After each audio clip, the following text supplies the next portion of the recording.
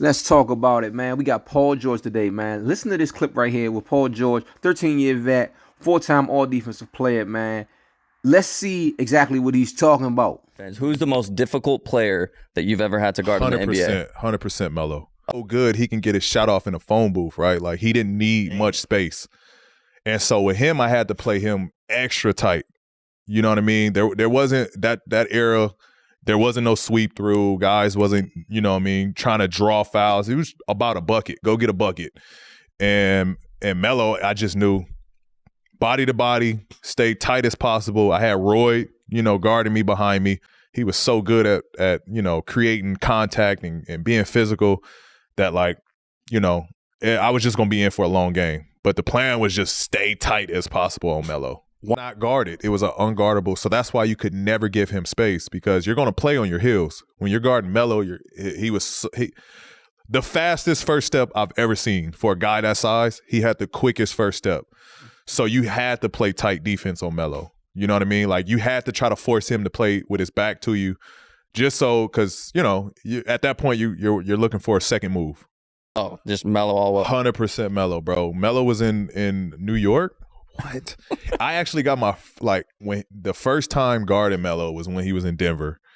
And I'm like, yo, Danny's out tonight. You're going to start. You got Melo. So I got Melo.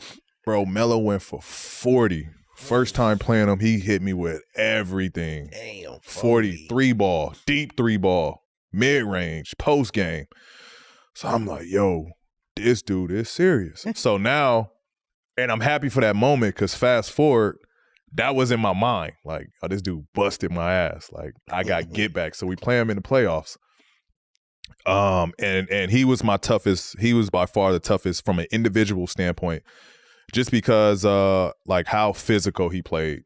And after games, literally, bro, I would have ice bag here, like ice bag on my knees, sitting in a cold tub, like just how sore I was, like how tired I was. Now, this says a lot. This says a lot, certainly. This says a lot, right? So when we talking about Paul George, we talking about a guy who is a four-time all-defensive first team.